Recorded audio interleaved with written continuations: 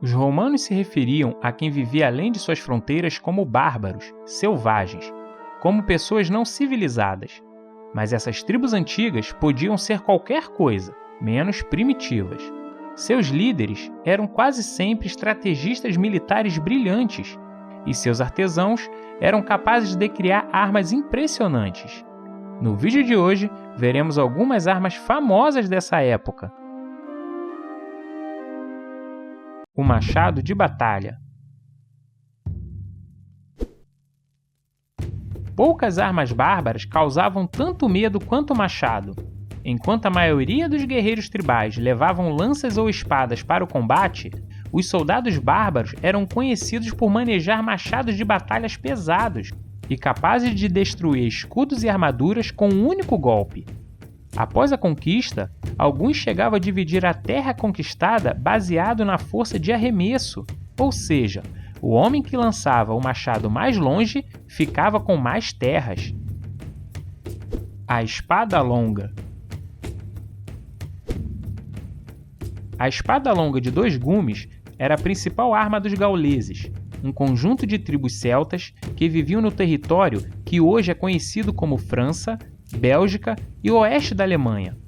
Ao contrário do gládio, uma espada romana e mais curta, utilizada principalmente para apunhalar, as espadas de ferro longas eram projetadas para cortar o inimigo em um movimento descendente, semelhante a um golpe de machado. As espadas tendiam a ser menos eficientes em campos de batalha, onde não havia muito espaço de manobra, mas elas eram especialmente mortais em combates individuais e de guerrilha, que eram as táticas preferidas dos bárbaros. A cota de malha. Algumas vezes, os guerreiros bárbaros eram conhecidos por entrar de surpresas em batalhas completamente pelados. Isso era para intimidar seus inimigos, mas eles também possuíam uma ampla variedade de escudos e armaduras.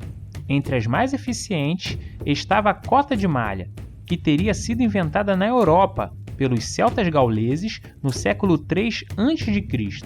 A maioria das malhas gaulesas tinham o formato de uma camisa de manga curta ou de um colete feito de um entrelaçado de pequenos anéis metálicos. Isso dava flexibilidade e, ao mesmo tempo, protegia o usuário de golpes cortantes por espadas e adagas.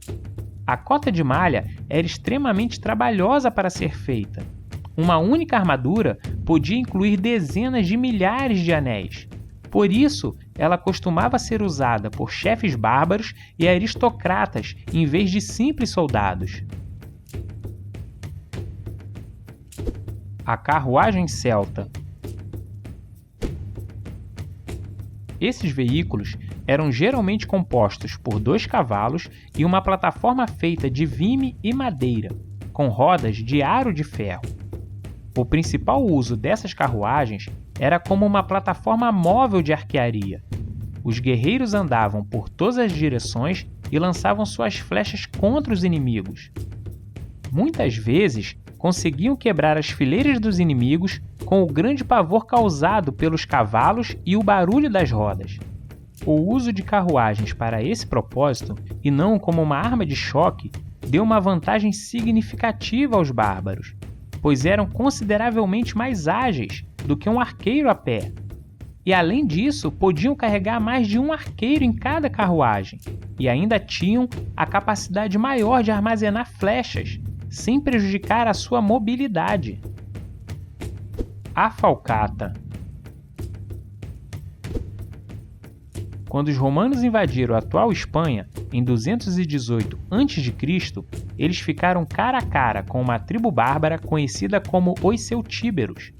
Esses guerreiros eram conhecidos tanto por sua capacidade de luta em guerrilhas, quanto por sua habilidade como ferreiros. Uma de suas armas mais famosas era a falcata, uma espada de aço curvada com 60 centímetros de comprimento, com um gume perto do punho e 2 gumes na ponta.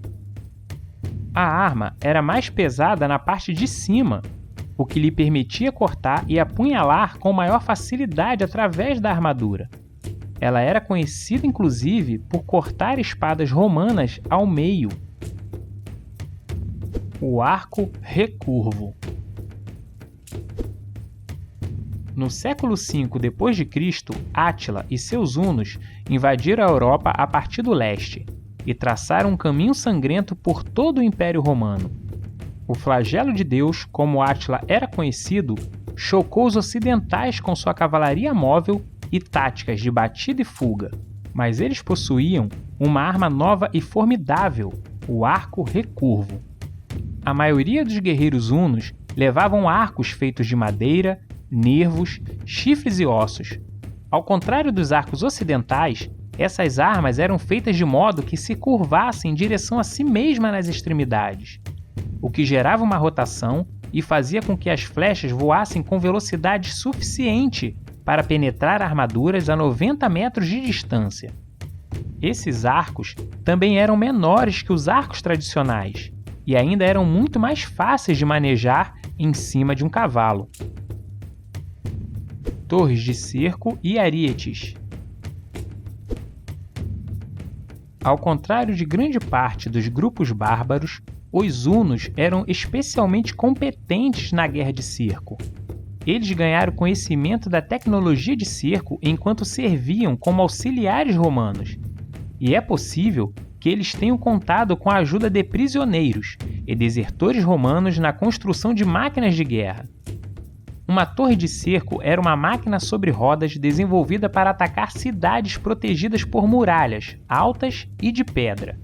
Uma torre de cerco era uma grande torre de madeira, coberta com couro molhado para minimizar sua vulnerabilidade ao fogo e a óleo quente. Um ariete de batalha era suspenso dentro da torre e lançado contra a muralha. A torre protegia os homens que operavam o ariete e os outros arqueiros. Quando a muralha era derrubada pelo ariete, o exército atacante invadia a cidade. Obrigado por assistir o nosso vídeo até o final. Não deixe de se inscrever, deixe seu like, compartilhe com os amigos e até o próximo vídeo.